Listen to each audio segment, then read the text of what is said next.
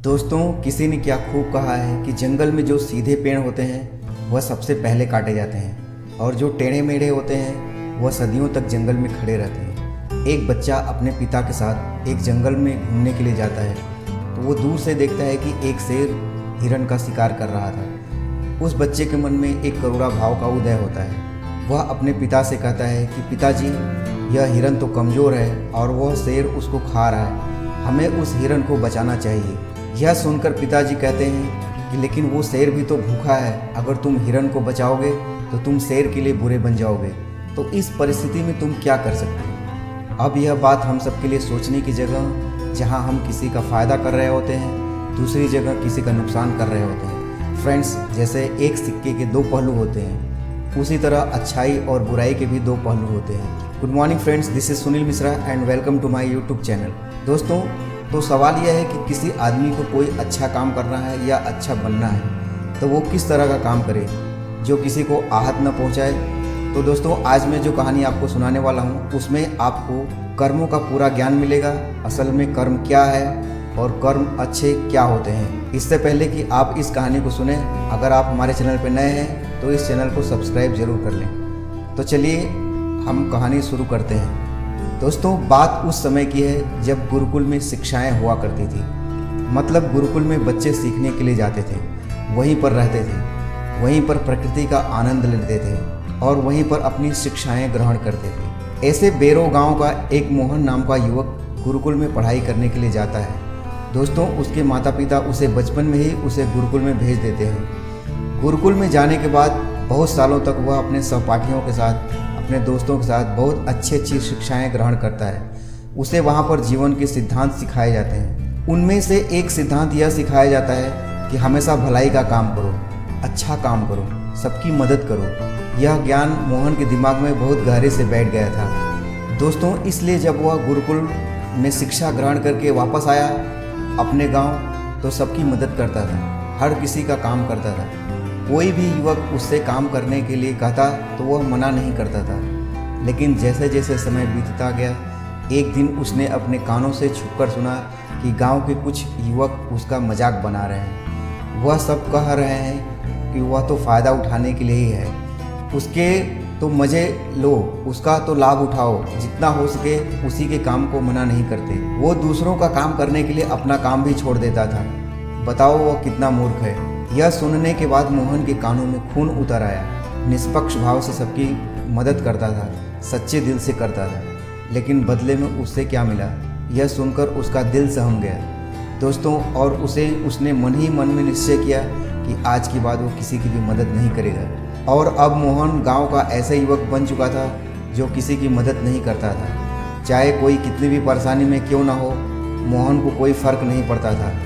मोहन का ये बदलाव देखकर सब गांव वाले आश्चर्यचकित हो गए। कल तक जो दया का सागर था, इतना दयालु था, कुछ ही समय में इतना निर्दयी कैसे बन गया। दोस्तों, यह देखकर मोहन के माता पिता को भी उसकी बहुत चिंता हुई। उन्होंने अपने बेटे से पूछा कि बेटा, ऐसी क्या बात हो गई कि तुम इतना बदल गए। तो मोहन ने कहा, इस जमाने में किसी की भलाई करके कुछ हासिल नहीं होता। ये बात मैं महसूस कर चुका हूँ। मैंने जीवन में जितने भी गुरुकुल से शिक्षाएँ ग्रहण की, वो सारी शिक्षाएँ बेकार चली गई, व्यर्थ हो गई, क्योंकि यह संसार किसी का नहीं है। दोस्तों, यहाँ सच्चे दिल से कोई किसी की मदद करता है तो उसको लोग बेवकूफ़ समझते हैं। और यह कहते कहते मोहन वहीं पर रोने लगा और इसके बाद मोहन बहुत परेशान रहने लगा। उसके माता पिता पहले वाला मोहन चाहते थे, वही मोहन चाहते थे जो सब लोगों की मदद करता था, लेकिन उनका बेटा कहीं दूर निकल चुका था। दोस्तों, दिन पे दिन हालत और भी गंभीर होती गई। एक दिन उनके माता पिता को पता चला कि पड़ोस के गांव में एक बौद्ध भिक्षु आया हुआ है और वो मानव मस्तिष्क के बारे में बहुत सारी बातें बता सकता है। तो दोस्तों, इसीलिए मोहन के माता पिता मोहन को लेकर उस बौद्ध भिक्षु के पास पहुंचते हैं। जब वह उसे गांव में लेकर घुसते हैं तो एक औरत एक बौद्ध भिक्षु को बहुत जला कटा सुना रही थी। वो कह रही थी कि उनको शर्म नहीं आती, भीख मांगने के लिए आ जाते हैं, दरवाजे पर आकर खड़े हो जाते हैं और पता नहीं ऐसी क्या क्या बात है। लेकिन बौद्ध तो भिक्षु को भिक्षा मांगकर ही खाते हैं, उन्हें तो सब कुछ सहना पड़ता है। इसीलिए वह बौद्ध भिक्षु एकदम शांत खड़ा हुआ, उसमें क्रोध का भाव तिनका मात्र भी नहीं था। दोस्तों, जब उस भिक्षु को उस घर से भिक्षा नहीं मिली तो वो दूसरे घरों की तरफ निकल गए। यह सारा दृश्य मोहन भी देख रहा था। इसके बाद उसके माता पिता उसे गांव के लोगों से पूछकर उसे बौद्ध भिक्षु के ठिकाने पर पहुंचते हैं। वहां पहुंचकर वो देखते हैं यह वही भिक्षु था जो गांव से भिक्षा मांगकर वापस लौट आया था। दोस्तों, जो गांव में भिक्षा मांग रहा था, जिसे वह औरत जलीकट्टी सुना रही थी, उसे देखने के बाद मोहन और उसके माता पिता ने उसे प्रणाम किया और वहीं पर बैठ गए। उसके बाद मोहन के माता पिता ने सारी परिस्थिति उसे बयान कर दी। उन्होंने अपने बेटे का जिक्र करते हुए बताया कि यह हमारा बेटा पहले बहुत दयालु हुआ करता था, सबकी मदद करता था, लेकिन अचानक पता नहीं ऐसा क्या हुआ, अब यह किसी की मदद नहीं करता। उसके सामने आदमी मर भी रहा होता है तब भी यह बिल्कुल उसे पानी भी नहीं पिलाता। ऐसा स्वभाव हो गया है। इसका हम कुछ समझ नहीं पा रहे हैं कि यह बदलाव अचानक से कैसे हुआ। इससे पहले कि बौद्ध भिक्षु को जवाब देता, वो औरत जो गांव में उस भिक्षु को जलीकट्टी सुना रही थी, वह अपने बेटे को लेकर वहीं पहुंच गई और हाथ जोड़कर उससे प्रार्थना करने लगी कि मेरा बेटा बहुत बीमार है। अचानक से उसे बहुत बुखार आया और गांव के लोगों ने बताया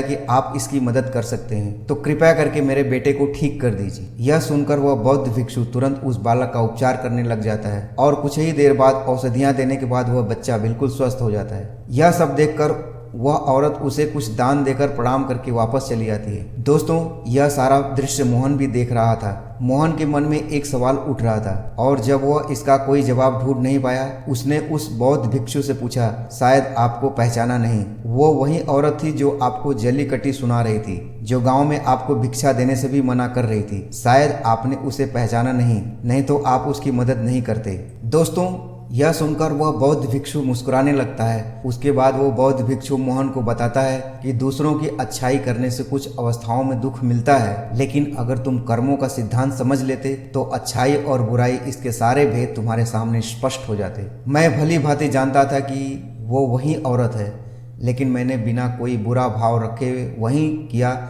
जो मेरा कर्तव्य था। दोस्तों, जब आप किसी की भलाई या किसी की अच्छाई बिना किसी लालच के करते हो, बिना किसी बदले के करते हो, वही अच्छाई होती है।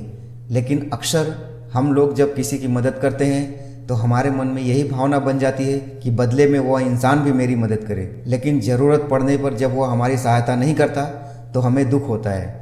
तो फ्रेंड्स, इसलिए किसी भी इंसान के साथ बिना कुछ पाने के भाव से ही उसकी भलाई करो और उतना ही भलाई करो जितना तुम्हारा सामर्थ्य हो, मतलब तुम्हारी आर्थिक और शारीरिक क्षमता के हिसाब से, ताकि कल को अगर वह इंसान तुम्हारे साथ बुरा भी व्यवहार करे तो तुम्हें उसका दुख न हो, उसका पश्चाताप न हो। मैंने तो इसके लिए इतना कुछ कर दिया और यह मेरे साथ अब ऐसा व्यवहार कर रहा है, इसीलिए किसी का उतना ही भला करो जिससे तुम आहत ना हो। दूसरी बात, किसी दूसरे परिवार के झगड़ा के बीच तुम कभी मत पड़ना।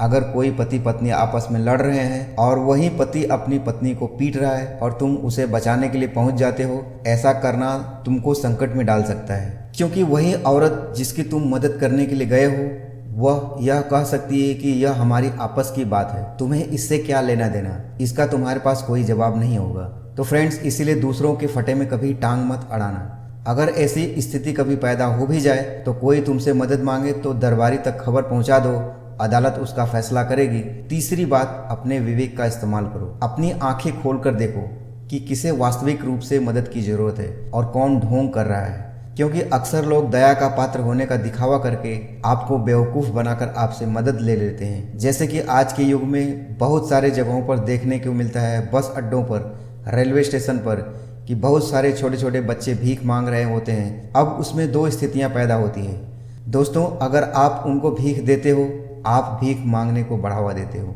और अगर भीख नहीं देते हो तो वह बच्चा शायद आज खाना भी ना खा पाए। इसीलिए ऐसी स्थिति में आपको अपने विवेक का इस्तेमाल करना चाहिए। आप उसको पैसे देने की बजाय खाना खिला सकते हो या कुछ किताबें दिला सकते हो। इसीलिए सही तरीके से मदद करने के लिए विवेक का होना बहुत ज़रूरी है, वरना तो आपके धन का दुरुपयोग ही होगा। और एक बात जो समझने की है, किसी की भलाई करनी है तो उनकी भलाई करो, क्योंकि अगर तुम खुद जीवंत हो गए, अगर तुम खुद बदल गए तो पूरा जमाना अपने आप ही बदल जाएगा। इसीलिए कहीं अपने मन में ये भ्रम तुम नहीं बना लिया कि मैं तो अच्छा इंसान हूँ, मैं दूसरों की मदद करता हूँ, वह तुम्हारा अहंकार का रूप है।